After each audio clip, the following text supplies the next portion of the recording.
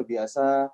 Ada Mas Ipo, ada Mbak Oki yang tadi penyampaiannya, penuturannya, materinya, nasihat buat kita semua. Masya Allah luar biasa, rasanya udah cukup lengkap. Jadi sesuatu yang udah lengkap, kadang-kadang kalau ditambahin itu jadi nggak lengkap. Kayak jari kita itu kan ada 5.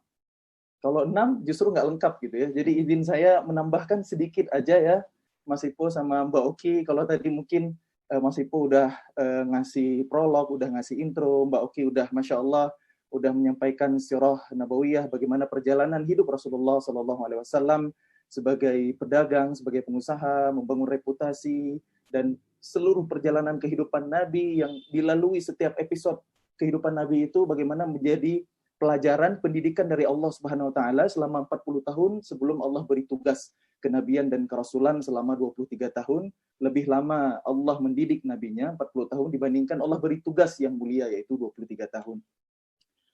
Nah, tema kita hari ini Rasulullah Muhammad sebagai pedagang, Masya Allah. Jadi tema tijarah ya, tema perdagangan atau as-suq ya, pasar, karena bicara bisnis, bicara perdagangan, bicara perniagaan itu kan nggak akan jauh-jauh dari pasar.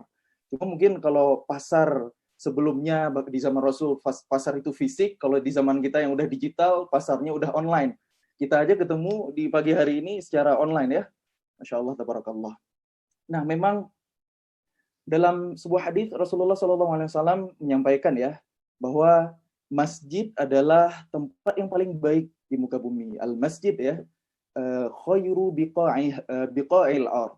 Sedangkan pasar, as-suq ya, syarru biqa'iha, seburuk-buruk tempat. Cuma uniknya, pasar ini meskipun tempat yang paling buruk, tapi oleh Allah kita diminta kaum muslimin, orang yang beriman masuk sedalam-dalamnya.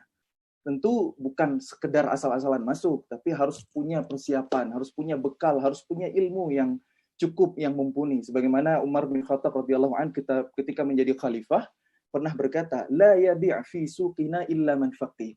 Enggak boleh masuk ke pasar kami kecuali orang-orang yang benar menguasai ilmu fikih muamalah.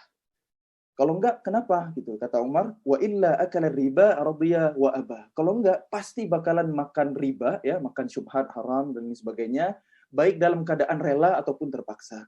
Jadi memang saya setuju sekali spirit yang disampaikan oleh Mas Ipo tadi bahwa umat ini harus bangkit ekonominya, harus berdaya.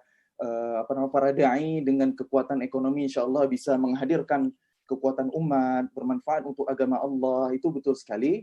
Tapi mungkin izinkan saya di kesempatan pagi hari ini sedikit mungkin melengkapi saja ya, kita mengkaji secara syumul, secara komprehensif gitu. Misalnya ketika kita melihat bab tijarah gitu. Tijarah itu kan dalam Al-Quran ada 3 tema besar ketika Allah membahas tentang tema tijarah ya, tentang perniagaan. Yang pertama ada tijarah hal yang normal ya, jual beli seperti yang lazimnya kita ketahui.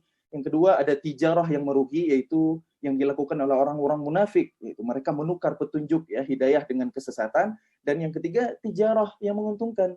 Hal adullukum ala tijaratin tunjikum min adzabil alim. Jadi tijarah, perniagaan yang nggak pernah rugi, yang menyelamatkan kita dari azab yang pedih. Jadi ada 3 tema tijarah, dan ulama Masya Allah mengkaji